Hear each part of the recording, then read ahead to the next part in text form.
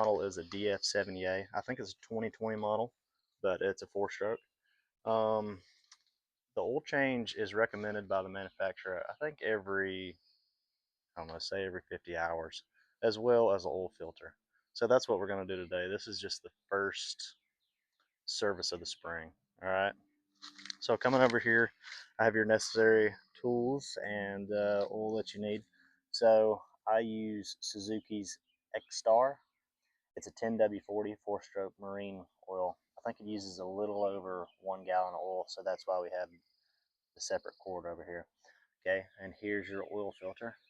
I guess you can read that. You also need an 8mm Allen wrench for the drain plug, and then I have a funnel and just miscellaneous rags, and also you need a fill bucket. Okay, your drain plug's pretty easy.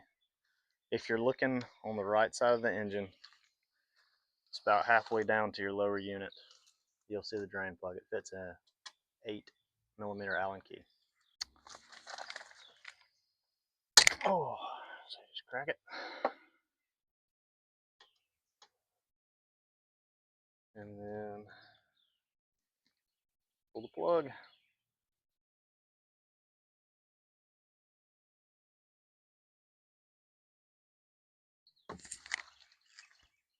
And there it goes.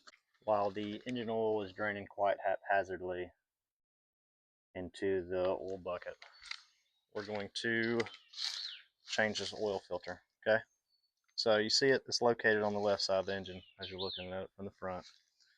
All right, a little bit down. It's kind of in a bad spot, so what I'm going to do is I'm going to insert some rags under it just to catch any like oil or debris or anything that might get into my engine bay, because it's really hard to clean down there. I mean, I guess you could take off the shrouds on both sides and it would make it a little easier, but we're not doing all that. So kind of hard to get in there. But see, just shoved it on both sides. Just something to help clean up. Because this was really hard to get by hand, I used some oil filter pliers, and it really helped loosen it up. It's just in such a bad location, you really can't get any tension on it. But just gonna go really easy. It's really hard to see down in there. And I hope that we don't have any oil spill, but it looks like it's spilling out right now. That's what the rags are for. I'm really not too happy with Suzuki's design on this. I mean, I'm sure it's the best place they could put it, but it really kind of sucks. Anyways, screw that all the way off of there. Drips everywhere. Get it.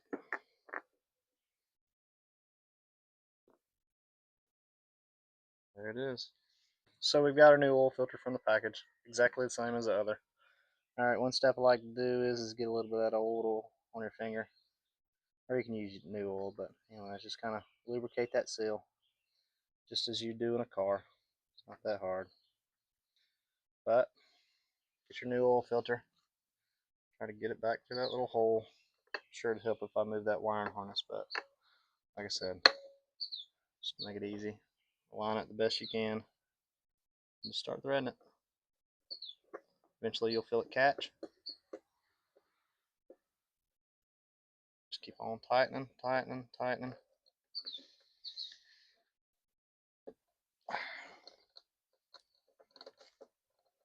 You want to get it nice and tight so it won't leak, but don't get it too tight, because then you'll have problems next time you get it off. And you could also smush that seal down there too much. Anyways, that part. Our next step in this oil change after the engine is finally finished draining, all right, is just replacing the drain plug. So on it, I know I didn't show it earlier, but there was a washer on this bolt, which you see here. The kit I bought from Boat Max online, I'm not sponsored by them or anything, but I just think that they have good prices.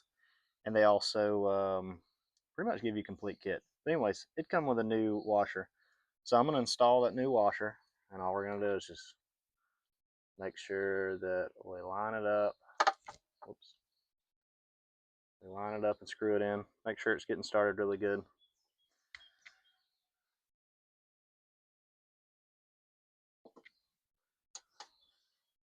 And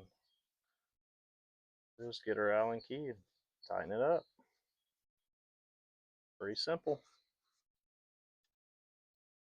With this as well, you want to be tight, but not too tight. Let's get it good and snug. And done with that part. So the next step after our drain plug is in is filling the engine with oil. Okay, according to the engine, which you can see on top of here, most of them have a little plate. I don't know how well you can see it, but engine oil, you have your oil type, which we're using 10W40. The oil capacity is 4.2 US quarts. You see that? So 1 gallon, 4 quarts, plus a little bit of extra. All right, it's pretty simple, pretty straightforward. Just gonna want to make sure that your engine's pretty level and get to filling.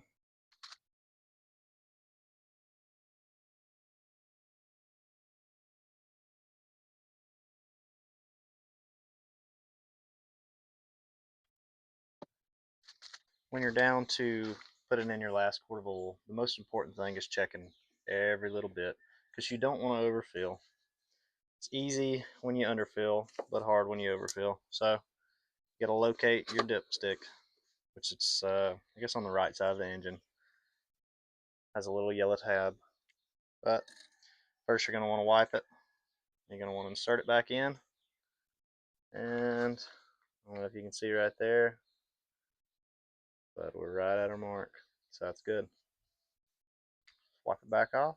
After you've filled your oil and you've got it checked here on the ground, one thing I do recommend is starting your engine and running it for a second, because that's going to fill all the oil in its passages and the oil filter. And then afterwards, when you turn it off, let it settle for a second and then check the oil again just to make sure that you're at the right level.